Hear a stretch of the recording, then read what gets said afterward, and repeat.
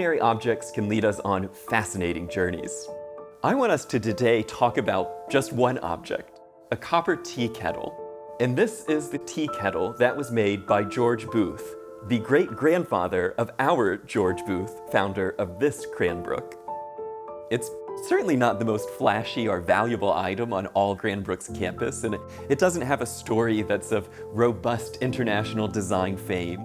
Instead, this tea kettle is a way that one family connected themselves across time and space.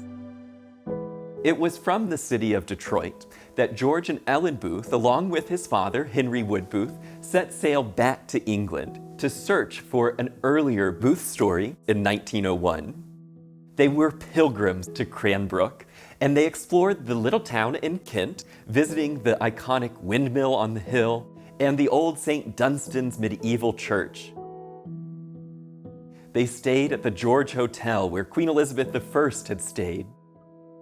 And George, using his camera to document what he saw, really spent time getting to know this market town and getting to understand their roots in England. The Booth family men had been trained as coppersmiths from the late 18th century. They worked in the copper shop right over my shoulder, in the copper tea kettle that had been made by George's great-grandfather, hangs off the side of the building as an icon of this charming medieval market town. When Henry Wood Booth was born in 1837, the Booths lived here in the Windmill Cottage. When George and Ellen Booth came back to England in 1901, Henry Wood Booth was able to locate a tea kettle that had been made by his own grandfather in the Fenimore copper shop and brought it back to Detroit. There's just so much about the Booth family here in the Cranbrook Museum archives, including this little book, this record from the Fenimore copper shop over on Stone Street. We can see all of the payment, the types of things they were making, copper kitchen implements and copper piping, copper tea kettles. And you can also even find pages where the Booths are being paid out, including George Booth, but also Booth the lad, which is George Booth's grandfather, Henry Gough Booth. The Booths weren't wealthy. They didn't own the copper shop. And while we don't know a ton about their daily lives here in England, we do know it wasn't easy. The Industrial Revolution was changing every aspect of British life, and it had eliminated the sort of handicraft and the idea of a village coppersmith at all. This is the grave site of Harriet Wood Booth, Henry Gough Booth's wife and George Booth's grandmother. Harriet tragically died on Christmas Eve of 1841, setting into motion the entire immigration story of the Booths to North America. In 1844, they set sail for the New World, and they moved from New York to Philadelphia, Pittsburgh, and Cleveland, Buffalo, and finally to Toronto.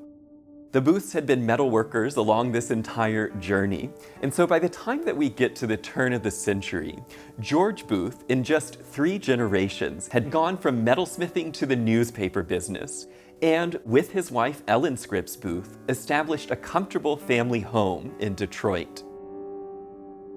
When the Booths were in Cranbrook, Kent in 1901 as pilgrims, they are looking at it as outsiders. They're now Americans, and they have a romantic vision of England. But I think what George Booth saw was a small-town life where an individual artisan like his grandfather could have made a living, could have made a respectful trade in the production of beautiful, useful objects. He's reinvigorated by what he's seen in England, not just this sleepy ancestral hometown, but also what was happening in London and the arts and crafts movement. This design and social reform movement was changing the way that artisans lived and worked. The Booths had begun to establish themselves as patrons of the arts and crafts in America and to paint a way forward for the arts and crafts in this country. So the first project that George Booth names Cranbrook, borrowing from that town in Kent, is the Cranbrook Press. In the attic of the Detroit Evening News, he launches the first art press in Detroit. And it's a place where he could exercise his ideas as a maker and where he could celebrate the idea that books could be artworks. George Booth really respected William Morris.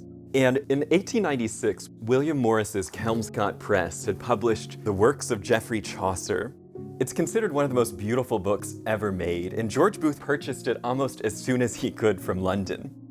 George Booth's admiration of William Morris is so strong that he had a portrait of Morris in one version of the Cranbrook Papers. In short order, the Booths would find themselves borrowing much more from Kent and embarking on a whole new project here in Michigan, building a place called Cranbrook. In 1904, they bought acres of property north of Detroit and called the land Cranbrook. In 1908, they built Cranbrook House, and they used place names from the town in Kent, like Angley Wood and St. Dunstan's Church. They weren't just borrowing the name, though. They import English arts and crafts ideas to outfit the house not with antiques, but with new works of art and new works of furniture made by leading craftsmen. And once the Booths had finished their house, they began using their fortune and their property to establish the 6 Cranbrook institutions.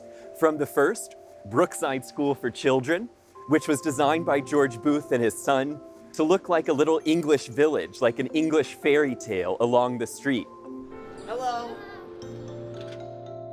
In both Cranbrooks, there's a Cranbrook School.